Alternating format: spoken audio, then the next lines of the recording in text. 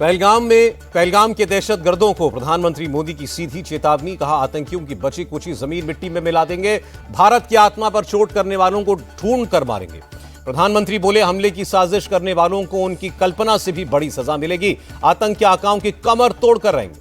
भारत की जवाबी कार्रवाई से पाकिस्तान भड़का। पाकिस्तान के प्रधानमंत्री शहबाज शरीफ ने कहा, हिंदुस्तान ने जंग जैसा माहौल बना दिया, सिंधु जल समझौता रोकना ठीक नहीं, एक्ट ऑफ वॉर है।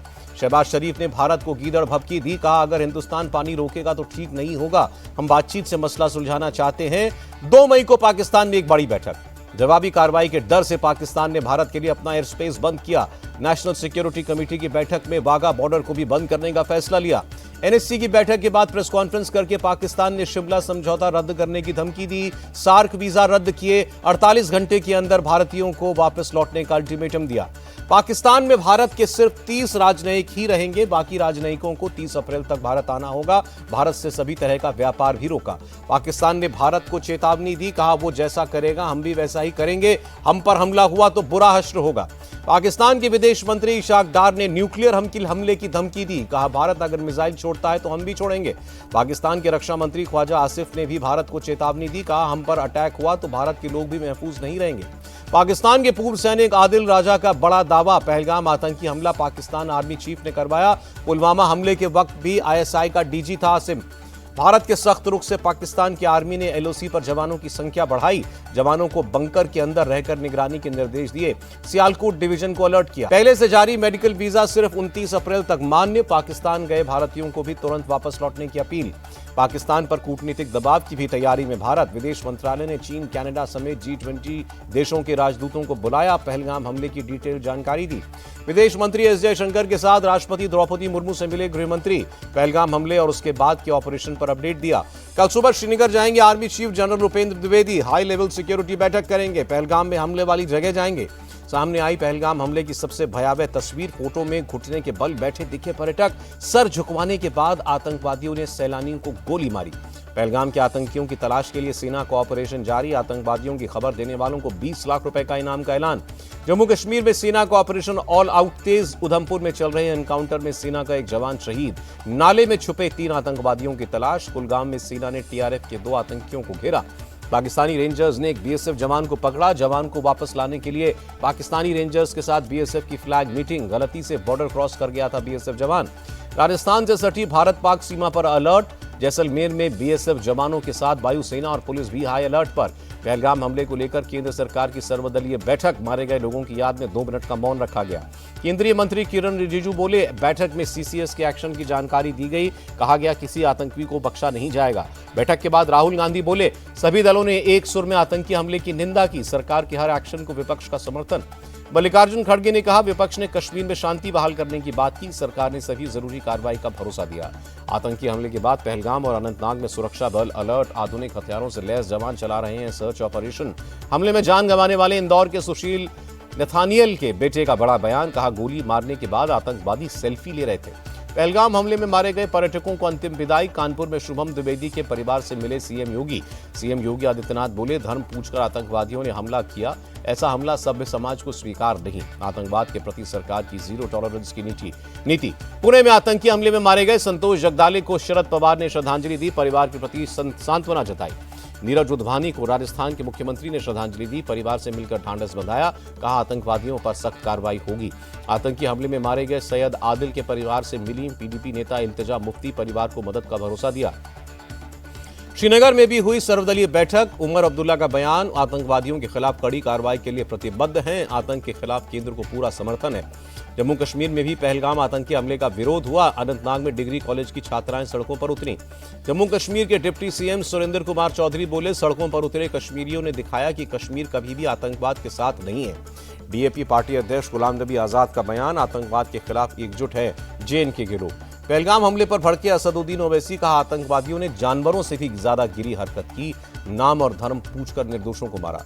ओवैसी ने सुरक्षा व्यवस्था पर सवाल भी उठाए। पूछा, आतंकी बॉर्डर पार करके कैसे आए, जिम्मेदारी तय हो। ओवैसी की मुस्लिम समुदाय से अपील, कल नमाज अदा करते वक्त बांह पर काली पट्टी पहने, संदेश दें, अमन को कमजोर नहीं होने देंगे। आतंकवाद के खिलाफ देश एकजुट खड़ा है। बिहार के सीएम नीतीश कुमार ने की पहलगाम हमले की निंदा।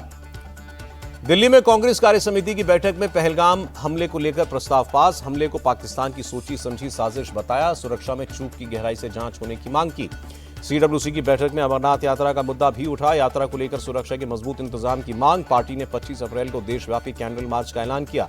पहलगाम हमले पर अखिलेश यादव का बयान। केंद्र ने जो फैसले किए उससे भी कठोर निर्णय लिए गए। बिना नाम लिए अखिलेश यादव का बीजेपी पर वार। कहा, किसी भी राजनीतिक दल को कश्मीर घटना का फायदा नहीं उठाना चाहिए। आतंकवादियों का कोई धर्म नहीं होता। शिवसेना यूबीटी के संजय राउत बोले, पहलगाम हमला पूरे देश पर हमला है। सरकार जो फैसला करेगी हम उसके साथ हैं। केंद्रीय मंत्री सुकांत मजूमदार ने भरोसा दिया, पहलगाम हमले का सरकार खून की एक एक कतरे का हिसाब लेगी। आरजेडी नेता तेजस्वी यादव बोले, पहलगाम में आतंकी हमला इंटेलिजेंस फेलियर, सरकार जिम्मेदारी ले। तेजस्वी यादव ने कहा, मोदी सरकार विपक्षी नेताओं के पीछे जांच एजेंसियां लगाती है, लेकिन पुलवामा हादसे की जांच का क्या हुआ? पहलगाम की घटना पर आरजेडी नेता शक्ति यादव बोले, हमें लगता है पुलवामा की तरह यह भी वेल स्क्रिप्टेड था। लोगों को इस डिजाइन को समझना पड़ेगा।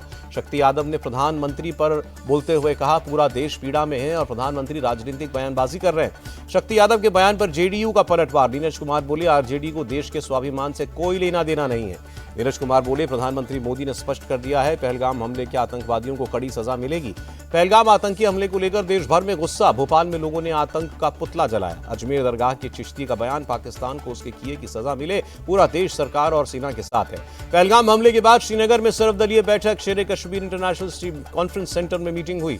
इंडियन नेवी का डिस्ट्रॉयर आईएनएस सूरत का सफल परीक्षण। अरब सागर में टारगेट को निशाना बनाया। पहलगाम आतंकवादी हमले के बाद बीएसएफ का फैसला, पाकिस्तानी सैनिकों के साथ प्रतीकात्मक रूप से हाथ मिलाने वाली रस्म बंद। इजरायल के प्रधानमंत्री बेंयामिन नेतन्याहू ने प्रधानमंत्री मोदी से बात की, पहलगाम आतंकी हमले की निंदा की। असम के सीएम हेमंत बिस्व शर्मा का ऐलान, 5 लाख रुपए की आर्थिक मदद देंगे। सीएम हेमंता का असम पुलिस को निर्देश, पाकिस्तान का समर्थन करने वालों पर सख्त एक्शन हो। असम पुलिस ने एआईयूडीएफ विधायक अमीनुल इस्लाम को अरेस्ट किया। पहलगाम आतंकी हमले पर दिया था विवादित बयान। पहलगाम हमले के बाद बारामूला में अलर्ट, पीएम पैकेज कर्मचारियों को वर्क फ्रॉम होम करने के निर्देश दिए। पहलगाम आतंकी हमले के बाद देहरादून में हाई अलर्ट, कड़ी सुरक्षा के साथ सोशल मीडिया प्लेटफॉर्म्स पर नजर। पश्चिम बंगाल के सिलीगुड़ी में विश्व हिंदू परिषद का प्रोटेस्ट, पहलगाम हमले को लेकर नाराजगी जताई। स्पेशल फ्लाइट के जरिए श्रीनगर से मुंबई वापस लौटे महाराष्ट्र के पर्यटक, कहा कश्मीर के हालात अच्छे नहीं। भारत में रिलीज नहीं होगी पाकिस्तानी एक्टर फवाद खान की फिल्म अबीर गुलाल, सूचना प्रसारण मंत्रालय के सूत्रों के हवाले से खबर। पटना में बिहार कांग्रेस के मुख्यालय सदाकत आश्रम में महागठबंधन की बैठक। तेजस्वी यादव समेत लेफ्ट और वीआईपी पार्टी के नेता शामिल हुए। राष्ट्रीय पंचायती राज दिवस पर प्रधानमंत्री मोदी ने बिहार को 13,000 करोड़ से ज्यादा की परियोजनाओं की सौगात दी। प्रधानमंत्री मोदी ने अमृत भारत एक्सप्रेस और नमो भारत रैपिड रेल को हरी झंडी दिखाई। इंडिया स्टील 2025 के छठे संस्करण में प्रधानमंत्री मोदी का बयान, स्टील सेक्टर भारत की प्रगति का आधार। प्रधानमंत्री मोदी बोले, भारत दुनिया का दूसरा सबसे बड़ा स्टील उत्पादक, 2030 तक 300 मिलियन टन के उत्पादन का लक्ष्य। रिलायंस इंडस्ट्रीज के चेयरमैन मुकेश अंबानी का ऐलान, पहलगाम हमले में घायलों का रिलायंस फाउंडेशन के मुंबई अस्पताल में फ्री इलाज होगा। जल जीवन मिशन घोटाले में ईडी का एक्शन, 8 घंटे की पूछताछ के बाद पूर्व मंत्री महेश जोशी गिरफ्तार।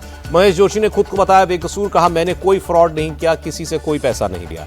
महेश जोशी ने ईडी पर आरोप लगाया, कहा जिन लोगों पर मैंने कार्रवाई की उनके बयानों के आधार पर मुझे गिरफ्तार किया। नीतीश कटारा हत्याकांड के दोषी विकास यादव को मिली अंतरिम जमानत, सुप्रीम कोर्ट ने बीमार मां से मिलने के लिए दी इजाजत। तहबोर राणा की अर्जी हुई खारिज, पटियाला हाउस कोर्ट ने परिवार से टेलीफोन पर बात करने की याचिका ठुकराई। दिल्ली में एनआईए मुख्यालय की सुरक्षा कड़ी की गई, यहीं पर मुंबई हमले का मास्टरमाइंड तहबोर राणा हिरासत में है। मध्य प्रदेश के मुख्यमंत्री मोहन यादव ने एमएसएमई विभाग के कार्यों की समीक्षा की, अधिकारियों को जरूरी निर्देश दिए। दिल्ली की सीएम रेखा गुप्ता ने पीडब्ल्यूडी अधिकारियों के साथ बैठक की। पहलगाम हमले को लेकर मणिपुर में यूथ कांग्रेस का प्रोटेस्ट, पुलिस के साथ झड़प हुई। राजस्थान में एक साइको किलर ने 24 घंटे में 3 मर्डर किए, बॉडी को अपने घर में ही छिपाता था। लखनऊ में सीएम योगी ने समाज कल्याण विभाग की बैठक की, जरूरी दिशा निर्देश दिए। कोलकाता में एसएससी ऑफिस के बाहर बर्खास्त शिक्षकों का प्रदर्शन, नौकरी स्थायी नहीं किए जाने तक प्रदर्शन करेंगे। एफआईआईटी जेईई कोचिंग सेंटर मामले में दिल्ली, नोएडा, गुरुग्राम में 8 जगहों पर ईडी की रेड, प्रमोटर समेत साजिशकर्ताओं के ठिकाने पर छापा। इसी साल जनवरी में बिना सूचना के कई फिटजी सेंटर्स अचानक बंद हुए थे, करीब 12,000 छात्र प्रभावित। लखनऊ में प्रतिबंधित आतंकी संगठन खालिस्तान कमांडो फोर्स का मंगत सिंह उर्फ मंगा गिरफ्तार, 25,000 रुपए का इनाम घोषित था। दिल्ली के चांदनी चौक स्थित भगीरथ पैलेस मार्केट में आग पर काबू पाया गया। घटनास्थल पर सांसद प्रवीण खंडेलवाल पहुंचे, कहा जान माल का नुकसान नहीं हुआ। टैरिफ वॉर पर चीन का बयान, अगर अमेरिका बातचीत चाहता है तो हमारे दरवाजे खुले। अमेरिकी डॉलर के मुकाबले रुपए में 16 पैसे की बढ़त, $1 पे 86 रुपए 29 पैसे पर रहा और गिरावट के साथ बंद हुआ शेयर बाजार। सेंसेक्स 315 और निफ्टी 82 अंक नीचे आया।